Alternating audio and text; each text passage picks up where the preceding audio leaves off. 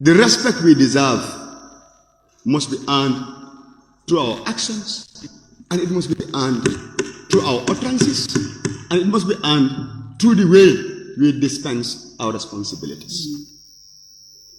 To start with, Honorable Speaker, parliamentarians are inciting misinformation outside in the public space. Critical businesses being tabled before Parliament, which in fact, as per the provisions of our standing orders, we are barred from what? Speaking about them. Before going further, I also... As per our own rules and regulations. But we will go outside there, paint this Parliament in such a dark way that before parliamentarians start speaking their mind, the public will conclude. Thank you very much, Honorable Speaker. I wish to And it is within join my colleagues. critical bills that Parliament have not even started deliberating on. We've helped in forming a public perception about it and misinforming the public. Not even talking about the objects and the merits of those bills. I wish I was not barred by the standing orders. I wish I could have done my debate on those bills today. I wish the standing orders would have permitted me to do the debate. Then you will realize that the reasons you are advancing in the public space are misleading. But you know them.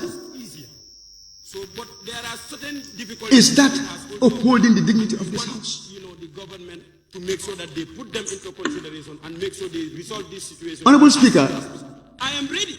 And more the legislature, to make sure that the executive, those and the judiciary, so that we these are the three arms of government. Government is about cooperation. And if we must uphold the dignity of this House, we have to treat each other with what courtesy. Since in the morning the Vice President and the Cabinet Ministers are here and seated, they are upholding the dignity of the executive. Because it is a constitutional requirement that they have to be here. They are giving us the courtesy. Shouldn't we reciprocate? By reciprocating, that is when we will also fulfill the dignity of this House by giving them the same courtesy. As parliamentarians, we are servants of the people. We should not misinform them.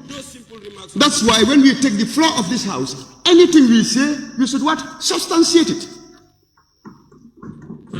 But whatever you cannot substantiate, it's no longer an opinion. You are speculating. And 95% of those speculations is eroding the hope of the youthful population. From this very Parliament. Because when you stand on this floor, what do you say? Corruption. Yes, there is. But any evidence? No evidence.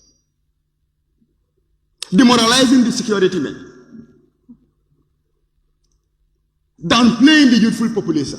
Should we be surprised tomorrow if you see 50 Gambian youths taking the back way?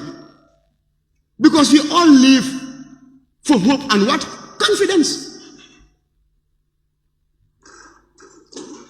Honorable Speaker, with the issue of misinformation, I want to side one utterance here with regards to the fertilizers.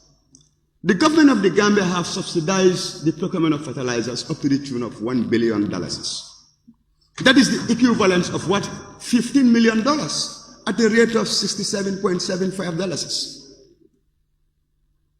That could have built us 15 kilometers of standard roads at a rate of $1 million per kilometer. That could have given us thousands of boreholes. That could have given us hundreds of schools. That could have been what? Hospitals.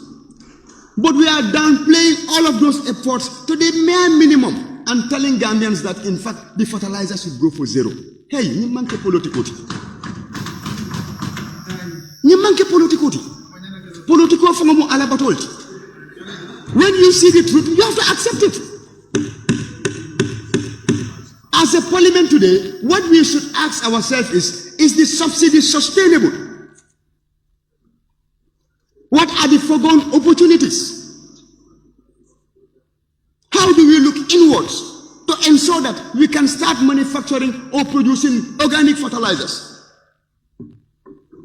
so that those foregone revenues could be used in other critical sectors of the society? These are the questions we should ask ourselves, but not to downplay the foregoing of $1 billion.